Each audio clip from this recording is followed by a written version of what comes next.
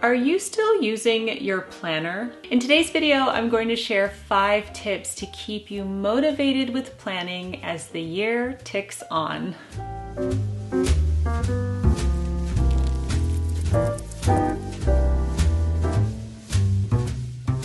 Hello everyone, Jennifer here, and welcome back to the Daily Connoisseur. I have a mid-year planner video for you. We're not mid-year, but the year is moving along quickly. And you know, around this time, if you start strong with your planner in January and February, it tends to kind of taper off. So I am here with 5 tips to motivate you to continue using your planner. Why should we continue? I truly believe that my life improved tenfold when I started using my planner all the time, year round. And I used to be one of those people that would start strong in the new year and then taper off. Now that's crazy to me because planning is a part of my daily routine now. So it would be like not brushing my teeth, okay? It's like something that I do every day. So I truly feel that I have arrived at a place where I can give some good advice if you struggle in this area. Or maybe you just like planner videos like I do, and this is going to be relaxing for you to talk about planning. So let's start off with the first tip I have for you, which is to focus on your to-do list. Now, this is where the planner becomes so crucial for me. I mainly use my planner as a to-do list. So every single day, Monday through Sunday, there is at least something on my list for me to do, for me to remember. And everyone's different. Some people do this digitally, and I do both. So if I have important appointments, I will have a digital reminder on my calendar with an alarm to remind me that the appointment is coming up. But I also like to write these things down visually in my planner. And I do this because spatially, when I'm looking at my day or my week, I need to know when these things are, okay? So my to-do list includes everything from important appointments to minor things that I need to remember to do throughout the day. And this has been the single number one change that has benefited me, because before I used to think, oh, I'll remember that. You know, like a little thing, like let's say you need to buy sugar, or you need to email somebody back, or you need to turn in something. And I would think it's just one thing, I'll remember it. Well, it turns out that I don't remember those things. So as soon as they pop into my head, I write them on my planner. Another reason why I like keeping a to-do list in my planner is because it allows me to stop work, truly stop work. Because you know that is something that I've been dealing with, is that because I am self-employed, I didn't have any boundaries about when I would start and stop work. And I would work like a drip all throughout the day, into the late evening, first thing when I woke up, you know, it was like that. And if you have workaholic tendencies like I do, you know, sometimes you need the defined boundary of you are stopping at 4:30, okay? But in my mind, let's say 4:30 was approaching and I still had a few things to do, I would panic and I think, well, I could just fit those in, okay? And then the slow creep would come where I wouldn't stop working at 4:30. It would go until 6, okay? So when I write my to-do list, let's say we get to the point at the end of the day when I'd like to stop working, so it's 4:30, I simply cut off the work, and everything that I did not do, I will put it on the next day. All right, so I'll usually write this at the end of the day so that I can prepare for the next day, and then I can let it go. I know I'm not going to forget it because it's written down, and I can just relax and go about the rest of my day with what I would like to do. So I think the people who stop using their planner don't use it as their daily to-do list, and maybe you have more aspirational goals with it, like gratitude journaling or fitness tracking or things like that, which is great. You can continue to do that. But if you make it something that you need every day, then you're more likely to use it every day. The second tip to keep you using your planner every day is to decorate it. And why not? I used to be against this. I used to think I do not have time to decorate my planner. I used to think it was juvenile. I'm a grown woman, I don't need to be using stickers.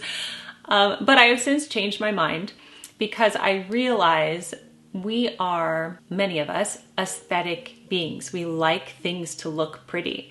So if we have a blank planner that doesn't speak to us, we're not going to want to open it up. But if you happen to have some time and you want to do like a relaxing hobby, maybe you could decorate your planner for the upcoming week or the upcoming month. And this could mean anything from using stickers, using washi tape, drawing in it yourself if you're talented in that way, using colored pens when you plan, or writing quotes in your planner. There are so many different ways that you can personalize your planner so that you look forward to opening it up. Now, I don't do this every day, but if I have time on a Sunday, which is when I do my planning for the week, I will do this. And I tell you, I truly enjoy opening up my planner and seeing it beautifully decorated. Now, I don't have a lot of time to do this, so usually I'll just put an interesting washi tape, maybe a sticker, or maybe I'll write a note to my future self, but it gives these little Easter eggs that you can look forward to in the future. Tip number 3 is to make it a ritual. And to make it a ritual, you should use it at the same time and the same place. So I have different rituals with my planner. Sunday evenings is usually when I sit down and I plan for the whole week, but also twice, like about 4:30 p.m. each day, I do what I talked about, which is where I take what I didn't get done that day and I just put it on the next day. And then at the end of the evening, I look at it one more time and I think, is there anything else I need to add to this? So I tend to do that each afternoon at those times. And every morning I look at my planner every day. I keep it open on the page that we're on the day by my bed, and I look at it before I start my day. So if you get into the ritual and the habit of doing this, you are more likely to do it more often. If you don't have a set ritual and you tend to kind of write in it whenever, you're not as likely to continue to use your planner. Tip number 4 is to keep it visible and accessible. So this tip really goes hand in hand with the last one. You need it available for you. And here's something that people ask me, because my planners are rather large. I love the Planned and Proper and the Day Designer planners. They're my favorite. They're very heavy and very big, so they don't leave my house. It's not like I'm taking these with me. You might find some planners that are portable, that are smaller and that you take with you, which is also great. But because I can't take these with me, I take a picture of my planner at the beginning of the morning if I need to leave the house and I need that information. And then I delete it at the end of the day so I don't take up space in my phone. But I have it accessible at all times. I'm able to keep it in my room where I can easily access it and easily use it. But if you have this like on your desk in your home office or at work and you're not always there, you're not as likely to use it. So just think, where is the best place for me to put this where I will not only see it every day, but also use it every day too. And the final tip I have for you is to celebrate your wins. Now, it can feel discouraging if you do not get to everything on your to-do list to write it down for the next day. You can start to feel like Sisyphus, like you are rolling the boulder up the mountain. It's just going to roll back down again. So I encourage you to celebrate your wins. When you do something on your to-do list, then cross it off if that feels satisfying to you. It does to me, and I love doing that.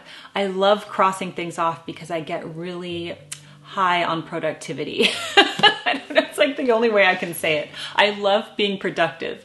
So celebrate your wins by crossing these things off your to-do list.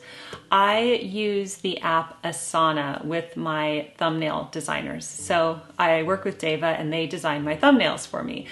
If you've never used Asana before, how can I describe it? It's where you put projects that need to be done where you work with other people on them, they do them, and you check them off and they're done. And certain days when you mark the project as being finished, when we click that, a little icon will go up on the screen, and it's usually like a mythical creature, like a narwhal with wings or like a Pegasus or something like that, and it soars across the screen.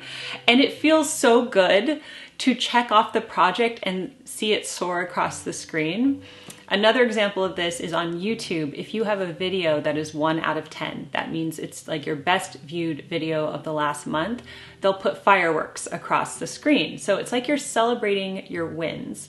Okay, so you can translate this to your planner, whatever that means. So if you have little wins, you mark things off your to-do list, you just thoroughly enjoy that process.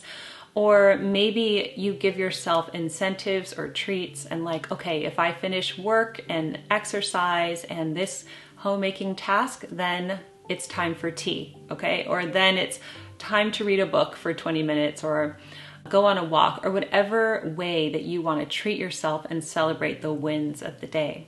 And this is a great way to also keep yourself motivated. And all of this is personalized. You can treat yourself in a way that is unique to you, that's going to motivate you to do this. So we all have different things that we love to do.